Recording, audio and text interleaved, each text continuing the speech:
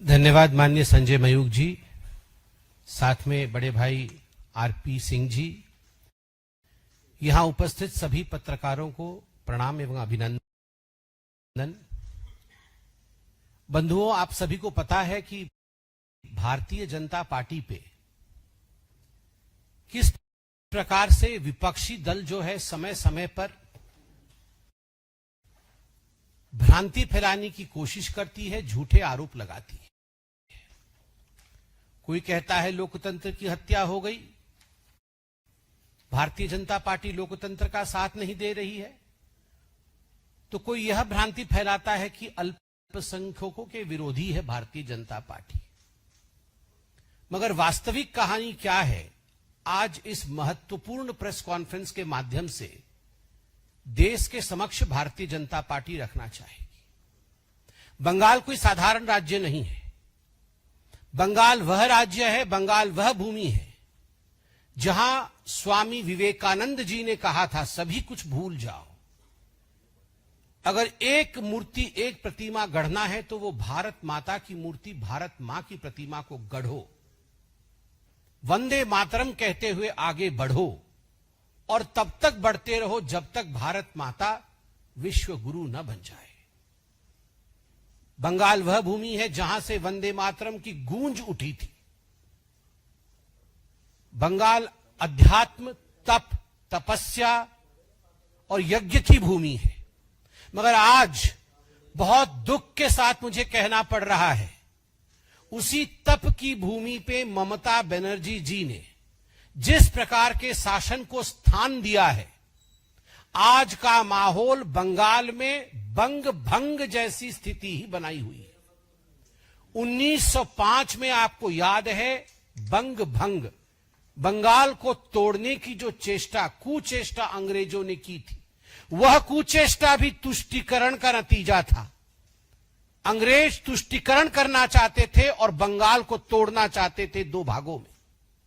और आज ये अतिशयोक्ति नहीं होगी और ये पॉलिटिकली रॉन्ग स्टेटमेंट भी नहीं होगा अगर मैं जोरदार तरीके से कहूं कि तुष्टीकरण के नींव पर ममता बनर्जी की चेष्टा है कि बंगाल को अलग थलग कर दिया जाए। आज कभी कभी तो ऐसा लगता है कि is Bengal a different part of India, is Bengal away from India?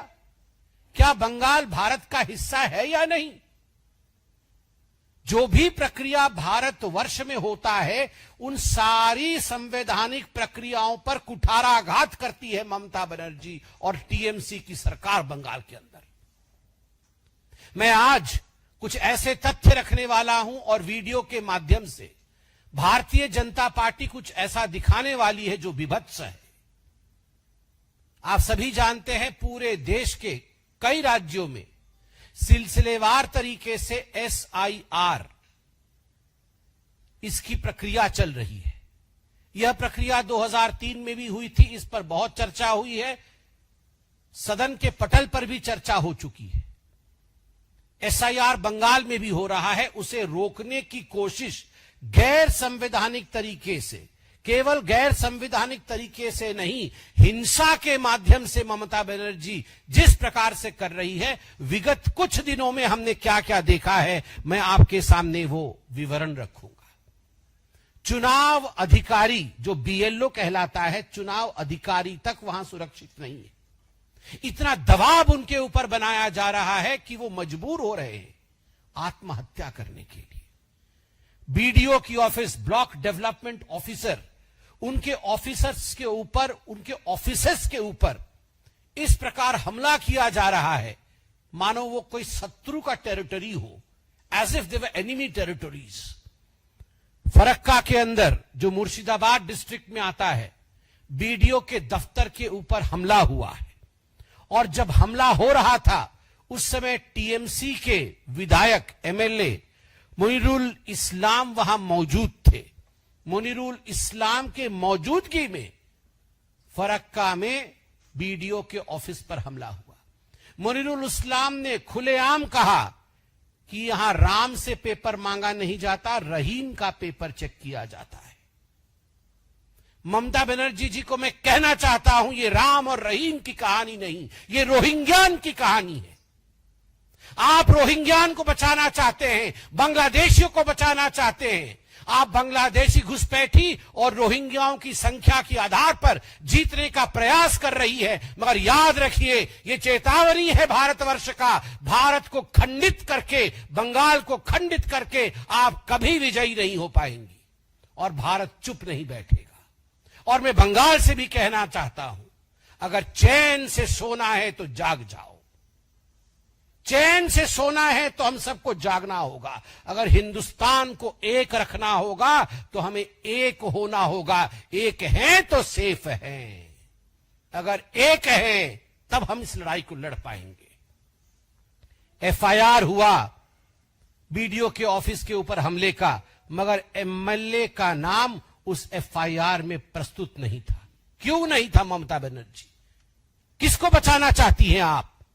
मरीरुल इस्लाम ने कहा था मैं कोई एसआईआर को नहीं मानता हूं।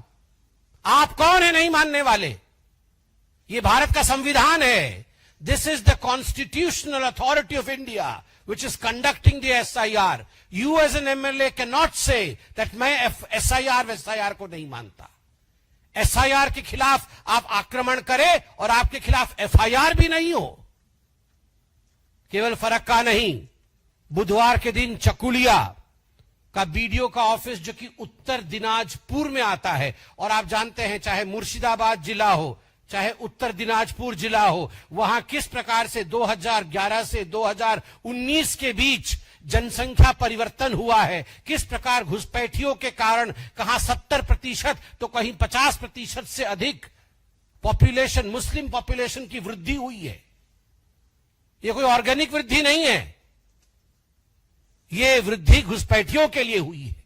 रोहिंग्यान और बांग्लादेशियों की घुसपैठिए से यह आर्टिफिशियल वृद्धि हुई है। उसी उत्तर दिनाजपुर के चकुलिया के बीडीओ के ऑफिस पे सुबह 9:30 बजे 300 लोगों का आक्रमण होता है। 20 लाख की प्रॉपर्टी जला दी जाती है, उसे ध्वस्त कर दिया जाता है। अभी मुर्शिदाबाद में वायलेंस चल रहा है, NH-12 को रोक दिया गया है, सारी रेल सर्विस ठप पड़ी हुई है। क्या भारत का हिस्सा नहीं है? क्या लोग NH-12 पे चल नहीं सकते? ट्रेन जलाई जा रही है तो ममता बनर्जी उसे जस्टिफाई कर रही है। वो कह रही है ये नाराजगी है माइनॉरिटीज की। अभिषेक बनर्जी से पूछा जाता है तो वो कहते हैं नाम कटेगा तो प्रोटेस्ट तो होगा ही। और इतना ही नहीं, आप सब हमारे बंधु हैं। You are the fourth pillar of democracy. If we are a pillar of democracy as the legislature, you are one of the pillars of democracy to uphold the democracy of this country.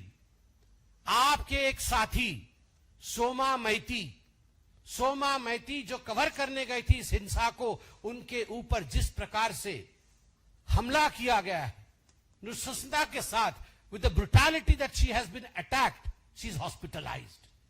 24 घंटा उनका local news है, उसकी पत्रकार है सोमा मैती। मैं भर्त्सना करता हूं Bharatiya Janata party की तरफ से, किसी पत्रकार के ऊपर अगर इस प्रकार का हमला होता है तो कोई चुप नहीं बैठना चाहिए। मैं आज सभी न्यूज चैनल से कहता हूं, in solidarity we should stand with Soma. She may belong to any news channel, but if a reporter is attacked, today it is she, tomorrow it may be we. इसलिए एक साथ एकजुट होकर अपने फेटर्निटी के साथ खड़े होने का समय मीडिया के लिए भी आ गया है। 150 जादवपुर विधानसभा एक महत्वपूर्ण विधानसभा है, संख्या उसकी 150 है। 150 जादवपुर विधानसभा में बूथ संख्या 110 में जो बीएलओ थे, एक ईमानदार ऑफिसर थे, उनका नाम अशोक दास है, श्री अशोक दास। ईमानदार बीएलओ अधिकारी। क्या गुनाह किया था उन्होंने? गुनाह इतना किया था, संविधान के प्रावधानों के अनुसार जो काम उन्हें भारत सरकार ने सौंपा, जो काम उन्हें बतौर बीएलओ के सौंपा गया, निष्ठता से, कर्मठता से उस काम को वो पूर्ण कर रहे थे, संपूर्ण कर रहे थे। बदले में क्या मिला? बदले में धमकाया गया। मैं नाम ले रहा हूं, वार्ड नंबर 109 के टीएमसी कार्यकर्ता अनन्या बनर्जी और राजू विश्वास ने उन्हें धमकाया कि अगर एक भी घुसपैठिया का नाम कटा, एक भी किसी का नाम कटा, कागज नहीं हो तो नहीं हो, मगर नाम कटा तो तुम तुम्हारा छोटा सा बच्चा और तुम्हारी पत्नी तक को छोड़ा नहीं जाएगा। जब बार बार धमकियां मिली तो इस व्यक्ति ने, यह है अशोक दास, इस व्यक्ति ने आत्महत्या कर ली। मैं अभी वीडियो देख रहा था, सुन रहा था। अभी एक फोन कॉल, उसकी पत्नी, अशोक दास जी की पत्नी रोकर किसी को कह रही है कि पंखे पे लटक कर मेरे पति की मृत्यु हो गई, उन्होंने सुसाइड कर लिया है, अब मैं क्या करूं? मैं एफआईआर कर रही हूं टीएमसी के विरोध। उन्होंने एफआईआर किया है टीएमसी के विरोध में। और जो करुणा थी उस बहन की आवाज में, आज उस करुणा का सौगंध है कि हमें बदला लेना है लोकतांत्रिक तरीके से। ये जो बंग भंग के लिए प्रयास कर रही है ममता बनर्जी, ये जो मारने, सोनार बांग्ला कहा जाता था, सोनार बांग्ला, आज के रक्ताक्त बांग्ला, भैर बांग्ला, खून हो रहा है बंगाल में, राजनीतिक खून, यह हत्या है। केवल इतना ही नहीं, फेक आईडी, आइडेंटिफिकेशन के लिए फेक आईडी रैकेट चल रहा है। 10,000 से 10 लाख तक आप भारतीय नागरिक बनने के लिए ममता बनर्जी ने दुकान खोला है। रोहिंग्यान भारतीय बन सकता है, बांग्लादेशी भारतीय बन सकता है, और टीएमसी के एजेंसियों ने दुकान खोला हुआ है। तभी तो ईडी ने जब रेड किया तो दौड़ के खुद ममता बनर्जी जाती है। कभी आपने सुना था कोई मुख्यमंत्री दौड़ के फाइल छीन रही है? कभी आपने देखा था ये इतिहास में? क्यों? करोड़ों रुपए का घपला हो रहा है केवल घुसपैठियों को हिंदुस्तानी बनाने के लिए, और यह हिंदुस्तान सहेगा नहीं। 72 सेंसिटिव पॉइंट्स हैं जहां से बांग्लादेशी घुस रहे हैं, सीमाओं पर चिट्ठियां लिखी जाती है, बीएसएफ जाके बार बार मीटिंग करती है, फिर भी इन 72 पॉइंट्स पर फेंसिंग के लिए ममता बनर्जी जमीन नहीं देती है। क्या मनसा है? मनसा है बंग भंग का, मनसा है बंगाल को बांग्लादेश बनाने का। और एक पैटर्न है ये कोई पहली बार नहीं हो रहा है। जब सीएए हुआ, सड़क पे उतर के ममता बनर्जी और टीएमसी उतर के आई थी। क्यों? एक हिंदू परिवार बच जाए तो आय हाय काका छीछी, काका छीछी। ये काका छीछी कर रही थी ममता बनर्जी, आपको याद है ना? माइक लेके यहां से काका छीछी, काका छीछी। एक हिंदू बच जाए तो काका छीछी, और एक घुसपैठिए का नाम अगर कट जाए तो अशोक दास को फांसी पे चढ़ा दो। वक्फ बोर्ड की प्रॉपर्टी के लिए ममता बनर्जी ने क्या नहीं किया? वक्फ बोर्ड की प्रॉपर्टी जो गलत तरीके से हिंदुओं के प्रॉपर्टी को लूटा गया था, उसको बचाने के लिए जब भारत के सदन में चर्चा हुई, जब बिल पारित हुआ, ममता बनर्जी सड़क पे उतरी है। ये जो हिंदुस्तान का अहित वो चाहती है और घुसपैठियों का हित वो चाहती है। आज इसीलिए टीएमसी के लिए 3 शब्दों का प्रयोग किया गया है। टी से तुष्टिकरण, एम से माफिया और सी से क्राइम बाई घुसपैठिया। टी से तुष्टिकरण, एम से माफिया और सी से क्राइम बाई घुसपैठिया। तुष्टिकरण की राजनीति चरम पे है, माफिया राज, गुंडा राज चरम पे है, और घुसपैठियों के द्वारा जो क्राइम हो रहा है उसको छुपाने के लिए ममता बनर्जी एक पल भी पीछे नहीं हट रही है। ये आज का शीर्षक है, ये है टीएमसी। टी फॉर तुष्टिकरण, एम फॉर माफिया एंड गुंडा राज, सी फॉर क्राइम बाई घुसपैठी। ये है टीएमसी। याद रखिए ममता जी, न तुष्टिकरण रहेगा, ना आपका माफिया राज रहेगा, और ना हम क्राइम होने देंगे बंगाल में। ये तीनों ही नहीं होगा। इसके साथ मैं कुछ तस्वीर दिखाना चाहता हूं आज आपको, और कुछ हमारे तस्वीर यहां भी चलेंगे वीडियो के माध्यम से। जैसा मैंने कहा, ये जो अशोक दास जी का मैंने आपको चित्र दिखाया, बीएलओ थे जादवपुर के। लाइट कम कर सकते हैं ताकि सबको दिखाई दे जी। ये अशोक दास जी है, मैं उनकी सद्गति के लिए प्रार्थना करता हूं। बीएलओ थे जादवपुर के, टीएमसी ने हत्या कर दी इनकी, आत्महत्या करवाई गई इनसे। ये उनका घर है जहां उन्होंने अपने आप को फांसी पे चढ़ाया। सोचिए उनके छोटे से बच्चे और उनकी पत्नी, धर्मपत्नी पर क्या गुजर रहा होगा। अगर यही किसी बीजेपी राज्य में हो गया होता तो अभी तक ममता बनर्जी सड़क पे उतर चुकी होती और न जाने हमें क्या क्या कह चुकी होती, मगर हम भी चुप नहीं बैठेंगे। आप देखिए उसके पश्चात किस प्रकार वीडियो के ऑफिस में, ये सोमा जी हैं। ये जो आप तस्वीर देख रही हैं, ये सोमा जी की तस्वीर है। ये 24 घंटा जो वहां न्यूज चैनल है, किस प्रकार से सोमा जी जो वायलेंस को कवर करने गई थी, उनको पीटा गया, घुसपैठियों द्वारा पीटा गया, टीएमसी के कार्यकर्ताओं द्वारा पीटा गया, और आज उनका ये हश्र है, वो हॉस्पिटल में है। और भी तस्वीर सोमा माइती जी की है ये। और इसके बाद ये जो आप तस्वीर देख रहे हैं अभी, ये तस्वीर मयूरुल इस्लाम का है, जो फरक्का में जिस समय अटैक हुआ, आप देख सकते हैं। ये मयूरुल इस्लाम, ये फरक्का के एमएलए हैं, और फरक्का के टीएमसी एमएलए जिस समय फरक्का के बीडीओ के ऑफिस पर हमला हुआ, खुद उस समय वे मौजूद थे वहां पर, और उन्होंने कहा कि राम के नाम को काटा नहीं जाता, रहीम के नाम पर पेपर मांगा जाता है। ये तस्वीर आपको दिखा रहे हैं हम। इसके बाद चकुलिया और फरक्का में जो हिंसा हुआ था, वो भी तस्वीर हमारे सामने आएगा। आप वीडियो देख सकते हैं किस प्रकार ये चकुलिया का है।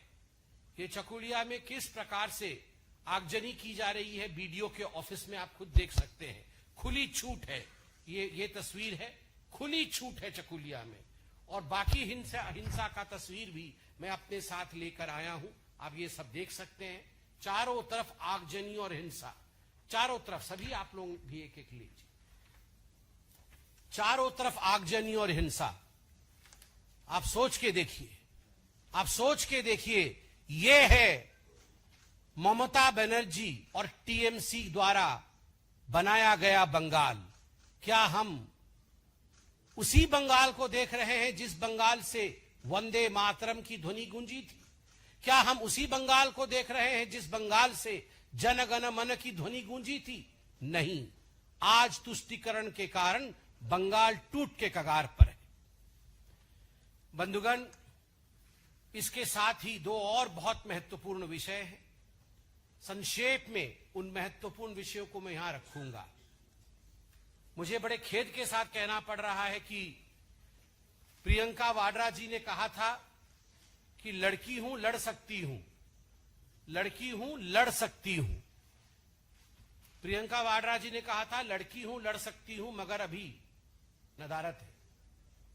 आप याद करिए, कुछ ही समय पहले फूल सिंह बरैया, जो भांडेर से एमएलए है, मध्य प्रदेश के भांडेर से कांग्रेस के एमएलए फूल सिंह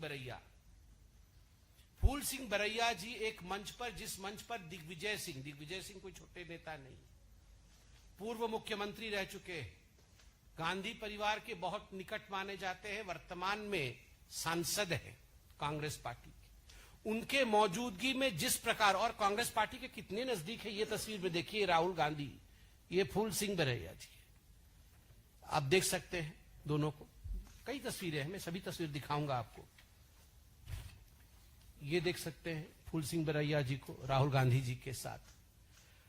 फूल सिंह बरैया जी ने जो कहा है, मुझे तो कहते हुए भी शर्म आ रही है, मगर लोकतंत्र है, कहना पड़ेगा।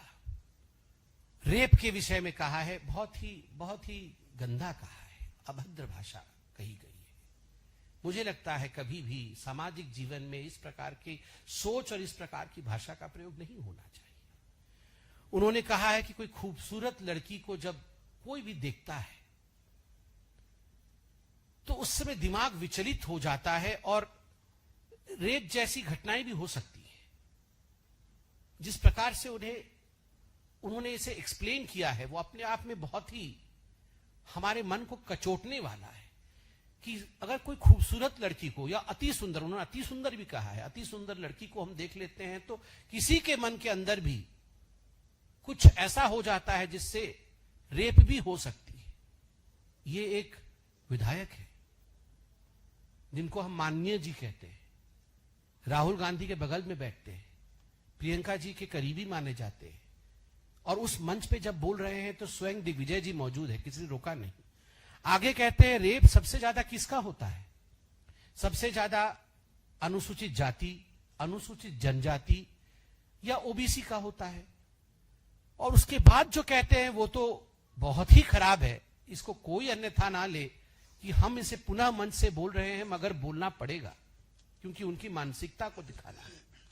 वो कहते हैं ये जो खूबसूरत लड़की है ना, सुंदर, अति सुंदर, ये तो आदिवासियों में कौन सी अति सुंदर लड़की होती है? कोई लड़की आदिवासी में, एससी में, ओबीसी में कोई लड़की सुंदर नहीं होती है, मगर फिर भी उनका रेप किया जाता है। क्यों किया जाता है? उनकी छोटी बच्चियों का रेप किया जाता है, 4 महीने का, 8 महीने के बच्ची का। कोई एक आदमी नहीं, 4-5 लोग रेप कर देते हैं। क्यों? क्योंकि उनके ग्रंथों में लिखा है कि अगर किसी अनुसूचित जाति का या जनजाति के बच्ची का रेप करे तो कई तीर्थों का लाभ हमें मिल जाता है। ये केवल सनातन को अपमानित करने का प्रयास नहीं है, ये महिला और मानवता को, ये मैं ये भी नहीं कहूंगा ये महिलाओं को अपमानित करने के शब्द हैं, ये मानवता को अपमानित करने के शब्द हैं। और जब ऐसे शब्द बाबा साहेब अंबेडकर जैसे स्टॉलवर्ट के लिए उनके आड़ में कहे जाते हैं, फोटो पीछे बाबा साहेब का लगा हुआ है, बाबा साहेब के नाम पे जब ऐसे शब्द कहे जाते हैं तो ये बाबा साहेब के आत्मा के ऊपर चोट है। जिस व्यक्ति ने अपना पूरा जीवन मानवता के लिए न्योछावर कर दिया, आप कह रहे हैं कि सुंदर लड़की को देखने से रेप करने का मन करता है और तीर्थ के लिए रेप किया जाता है? कौन से ग्रंथ में लिखा है? मैं वेट करता हूं, आशा है मुझे, राहुल गांधी जी से तो कोई आशा नहीं है क्योंकि वो नाकाम है, मगर प्रियंका वाड्रा जी जो कहती थी लड़की हूं, लड़ सकती हूं, मैं आशा करता हूं शाम तक वो वक्तव्य देंगी। शाम तक वो अपनी माताश्री के पास जाके कहेंगी कि भरैया जी को पार्टी से बर्खास्त किया जाए। और अंततोगत्वा केजरीवाल तो केजरीवाल हैं ही, वो कभी सुधर नहीं सकते हैं। दिल्ली से गए, शीश महल से गए तो हवा महल में बैठे हैं पंजाब में। सत्ता की हवा उनको लगती रहनी चाहिए, लग भी रही है, काफिलों में घूम रहे हैं। किसी ने अगर खिलाफ में लिख दिया, पंजाब केसरी ने उनके खिलाफ लिख दिया, आधी रात को पंजाब केसरी के ऊपर आक्रमण, पंजाब केसरी के ऊपर, उनके दफ्तर के ऊपर रेड करना, बिजली काट देना। मुझे तो वो कहानी इंदिरा गांधी जी की याद आ गई जब इमरजेंसी प्रोक्लेम हुआ था। यहां इंडियन एक्सप्रेस का दफ्तर और टाइम्स ऑफ इंडिया की जो दफ्तर है, एक लाइन से सारे दफ्तरों में बिजली काट दी गई थी ताकि वो खबर न छपे अगले दिन। बिल्कुल उसी प्रकार से केजरीवाल जी ने, और केजरीवाल जी के कहने पर भगवंत मान ने, भगवंत मान जी का ये आइडिया नहीं होगा, ये सब करने वाले केजरीवाल है। केजरीवाल जी ने जो पंजाब केसरी के साथ किया है, यह लोकतंत्र के विरोध है, विरोध में उठाया गया कदम है। और मुझे लगता है आज सभी पत्रकारों को इस विषय पर एक होकर, आज उनकी बारी है, कल हमारी भी बारी हो सकती है, इसलिए इसके विरोध भी कड़ा प्रदर्शन करना चाहिए। धन्यवाद बंधुओं, कोई प्रश्न हो तो अवश्य पूछिए। मेरा सवाल है कि जिस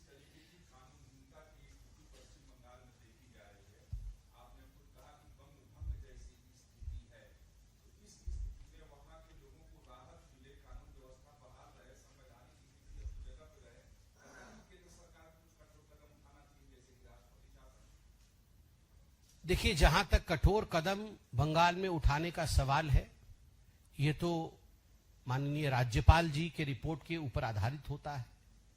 मैं उनके ऑफिस के ऊपर कमेंट नहीं करना चाहूंगा कि वो क्या रिपोर्ट देते हैं, क्या स्थिति है। मगर मैं इतना जरूर कहना चाहूंगा कि बंगाल में जिस प्रकार का लॉलेसनेस देखा जा रहा है, जिस प्रकार की चुनौती कानून को देखा जा रहा है, कानून के खिलाफ देखी जा रही है, कठोर कदम तो उठाने पड़ेंगे। मगर वो कठोर कदम लोकतांत्रिक होंगे, वो कठोर कदम संवैधानिक होंगे, वो कठोर कदम जनता के मन को पूछ करके टटोल करके होंगे।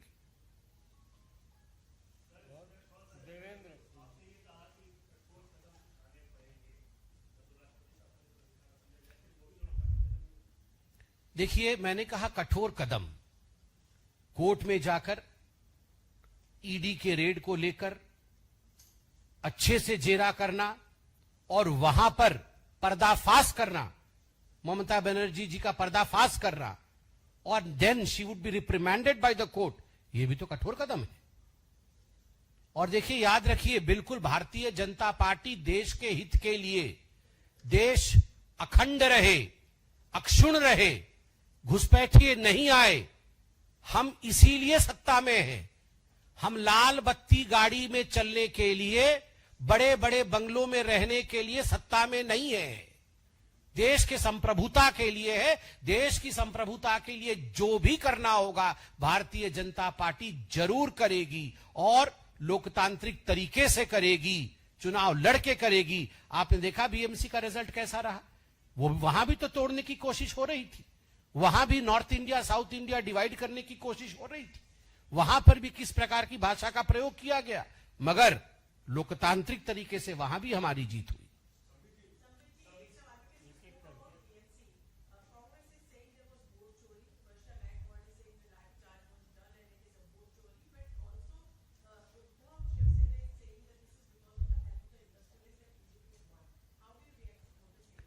देखिए, एक बात फुल एंड फाइनल आज हो ही जाए, ये रोज रोज वोट चोरी वोट चोरी वोट चोरी राहुल गांधी कहते रहते हैं, उनको जाके कह दीजिएगा कि ये वोट चोरी नहीं, ये काम चोरी है उनकी। जो कामचोर होता है ना और काम नहीं करता है, उसका हश्र यही होता है। वोट चोरी नहीं, कांग्रेस की काम चोरी है, जो आज कांग्रेस का ये हश्र हुआ है। और आगे आप देखते जाइए, ये तो शुरुआत है, नामो निशान कांग्रेस का नहीं रहेगा। एसी बंगलों में बैठ करके ये सोचते हैं केवल सर्दी में व्हाइट टी शर्ट पहन के घूमने से प्राइम मिनिस्टर बन जाएंगे, ऐसे नहीं होता है।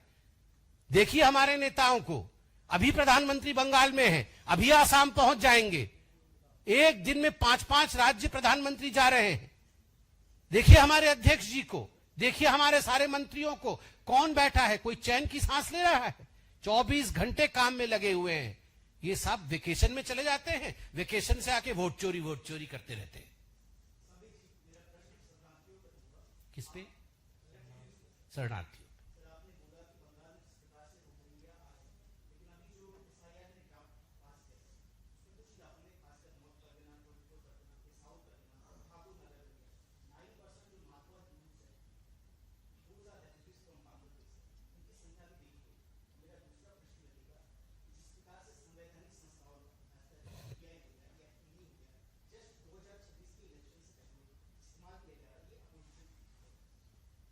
देखिए, पहली बात तो है कि there is a difference between refugee and infiltrator.